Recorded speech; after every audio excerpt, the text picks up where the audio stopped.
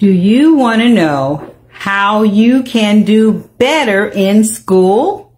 Hi, I'm Bernice Hunt, and I am a brain health specialist.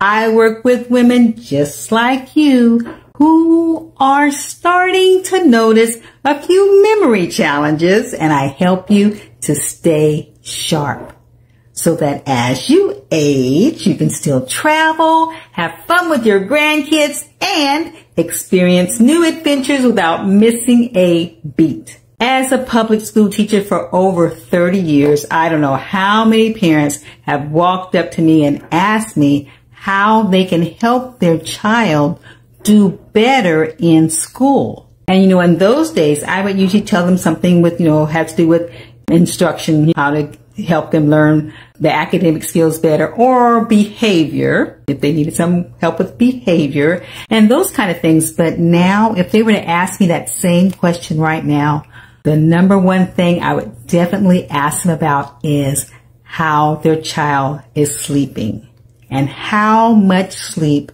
their child is getting, because that is definitely so very, very important when it comes to learning. Okay, so did you catch my last video? I had a video a few days back, a short little clip on doing better in school and on learning and on your brain. It's called Better Sleep, Better Scholars. So if you didn't watch that video, you can take a look at that and see what you think. But today, I want to talk more about the signs that show that you are not getting enough sleep, and also some things you can do about it. Okay, so that's what we're going to talk about today. If you want to look at that other video, it's on my YouTube channel, Keep Your Brain Sharp. It's also on my Facebook page, Keep Your Brain Sharp. So you can go and you can find it there. But let's get started with this, because I probably don't need to tell you that behavior tells people a lot about whether or not you're getting enough sleep. You even know for yourself, if you have not gotten enough sleep,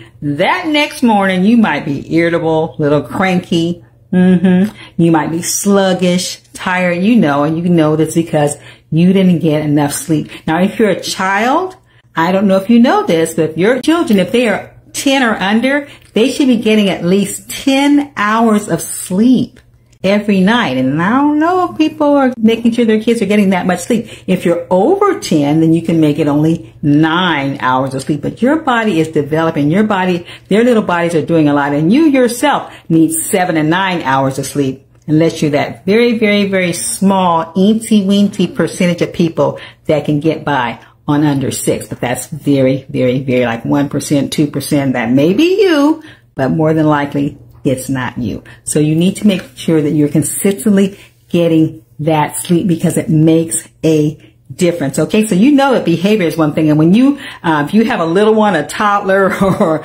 infant or something, that they get finicky. Yeah, they get mad, they get impulsive, all those things. And the first thing you say is, you need a nap.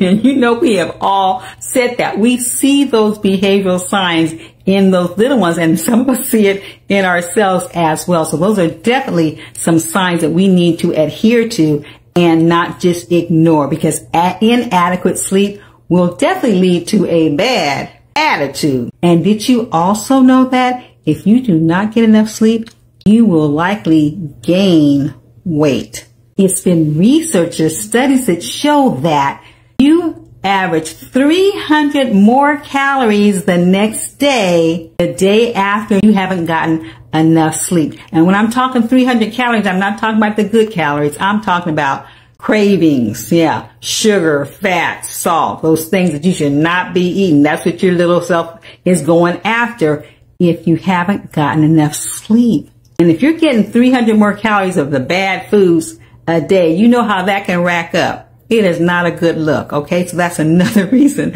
why you should be getting adequate sleep. So what are these other behaviors? We talked about being irritable. We talked about being cranky, those things. But there's also things like being aggressive, argumentative. Can't say nothing to them. They got a chip on their shoulder. What's wrong with you? They ain't getting enough sleep. Okay. Yeah. Also, they can have brain fog. We all know a whole lot about that. They can have poor concentration. They can have whining, tantrums, non-compliant, oh my gosh, impulsive, all those things, poor concentration, those things from not getting enough sleep. Okay, so if you see any of those signs in you or someone you love, you may want to think about, are they getting enough sleep? The other thing, because while you're asleep, your brain is taking care of business. Your brain is busy taking care of things. It's cleaning stuff out. It's sorting things. It's putting things in other places. It's changing your short-term memory into long-term memory. It's adjusting your chemical makeup in your brain. It has a lot of things to do. Cleaning out toxins, a lot of things to do. And you have to give it enough time to take care of all of that. That's why your babies need those 10 hours. That's why you need the 7 to 9 hours. You need to get that sleep in. It's very, very important. And the next day, if you have not gotten that sleep in, it affects your learning.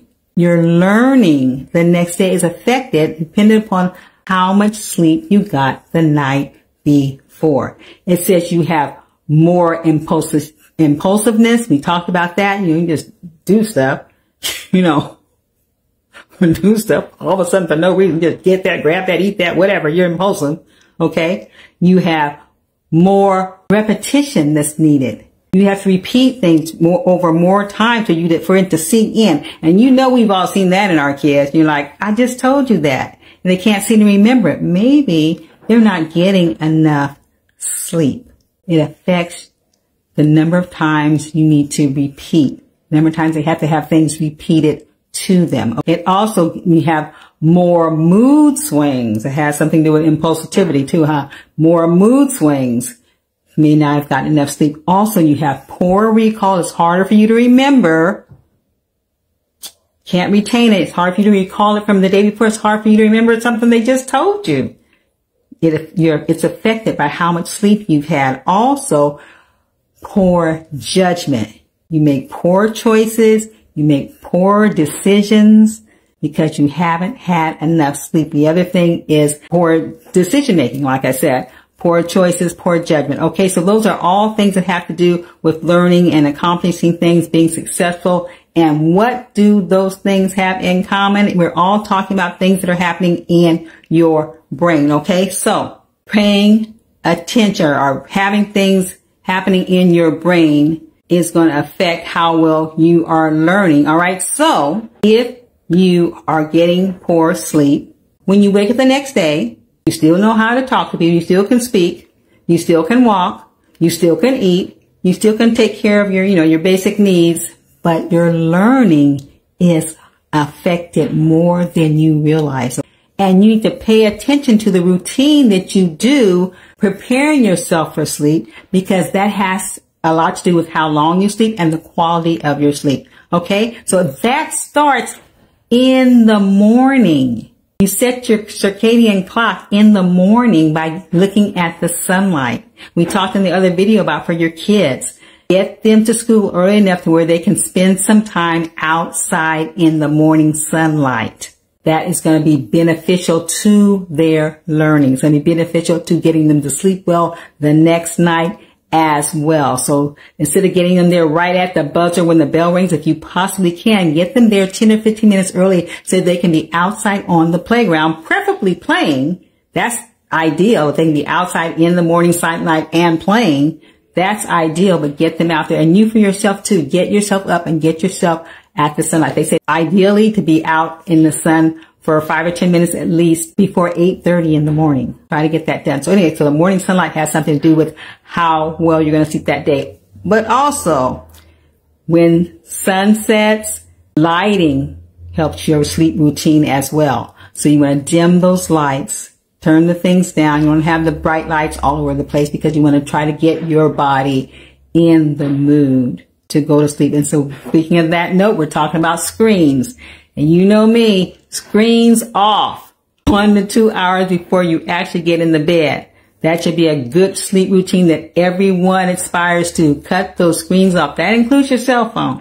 Cell phone, computer, laptop, TV, Cut those things off and do something else for that last hour or two before you get in the bed. Okay, light, screens off, lights dim, screens off. Another thing you want to do is you want to stop having caffeine and stop exercising at least 4 hours before you go to bed, okay? Because we're trying to calm yourself down. We want to get also into relaxation activities, something that's going to calm and relax you. So you want a good sleep routine and learn to have that on a regular basis to help you also get a good night's sleep. So, there was a study that they had in terms of cramming for tests or whatever, or studying late at night, because you know how we do.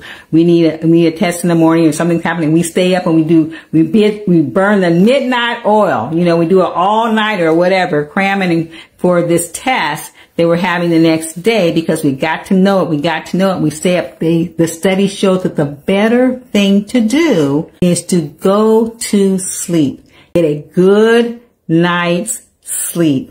Get up refreshed the next morning. And if you need to study a little in the morning before you go, that's fine, but you will do a better job. You'll do a better job on the test. You'll be in a better mood. You'll be able to make better choices. And if it's a multiple choice test, you want to make some better choices. You'll make some better choices if you've had a good night's sleep. And this has been researched, guys. It's better to go to bed and get a good night's sleep than to study and cram all night for that test in the morning. Okay, so that's just a little tidbit there, because good sleep will have you make better choices, you be able to better focus, and they will give you better retention. You'll be able to remember things better, and you will be in a better mood. So it's all good, guys. It's a win-win for that. Okay, so trust me. So if you want some more tips on better sleep, I have that for you. It's on my website in my resource library. So go to keepyourbrainsharp.com and you can click on the resource library, get access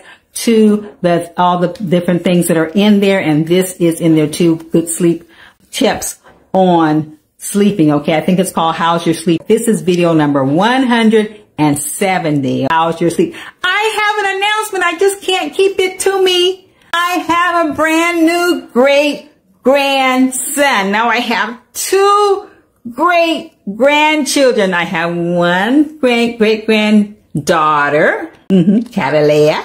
She's over a year old.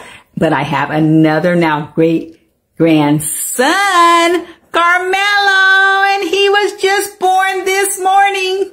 Yay for me. It is wonderful, guys. What a blessing. What a blessing to have great grandchildren. So I just had to throw that in there. Okay, so I hope you have a wonderful day, because your brain's destiny is in your hands.